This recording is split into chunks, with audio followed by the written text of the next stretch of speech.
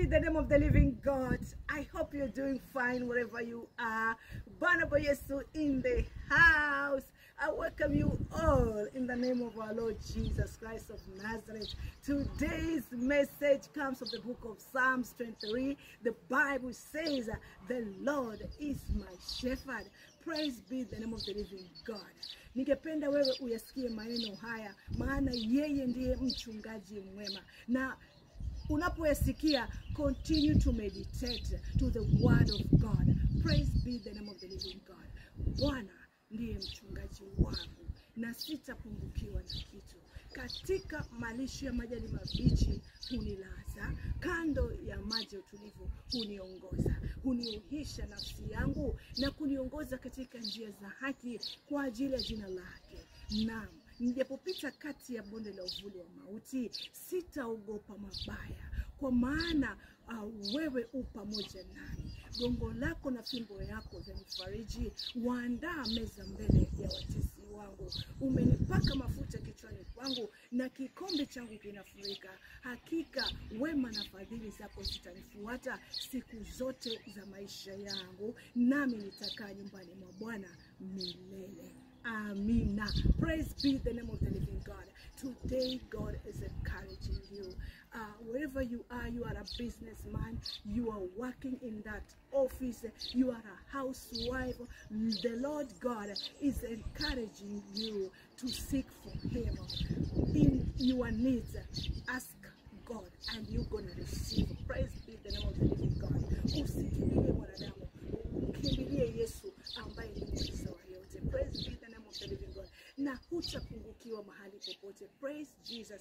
Maana yeye ndiye ambaye anakuachilia utele katika maisha yako. Anakuandalia meza mbele ya watesi wako. Waliosema biashara yako imekufa, basi Mungu leo atawaaibisha, maana ataandaa meza mbele ya watesi wako. Praise be the name of the living God. Wewe ambaye uko nyumbani hauna kitu chochote asubuhi ya leo, remember the Lord God is your shepherd, na hutapungukiwa na kitu. Just call unto Him. The Bible says, call unto me and I will answer you. Praise be the name of the living God. That is Jesus according to His word.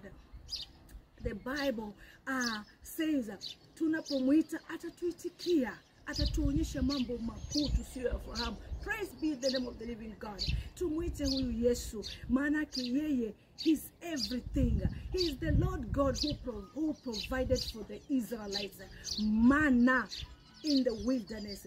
God, He will provide for you manna today in your life. Praise be the name of the living God. The same God who provided manna to the Israelites, today He is providing for you.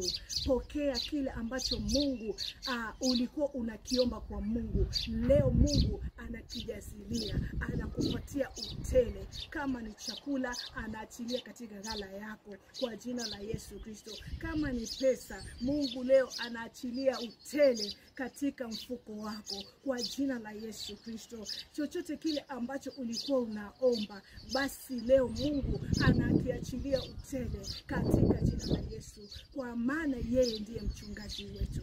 Kwa hivyo natumai umebarikiwa. I am blessed. You are blessed. I hope you are blessed too. If you are blessed, kindly like, share and comment. Na unapo share to many, huu ujumbe utawafikia wengi, na neno la Bwana ama neno hili litakuwa la baraka kwa kila mmoja katika jina la Yesu. Continue to follow me on Facebook, continue to follow me on TikTok, Floriana8. Continue to follow me on Instagram, Florina Joseph.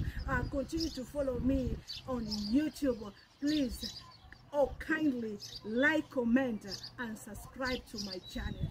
Praise be the name of the living God. Na ubarikiwe, uwe na siku njema. See you next time. God loves you. He loves you too much. His love for us is excessive. Shalom.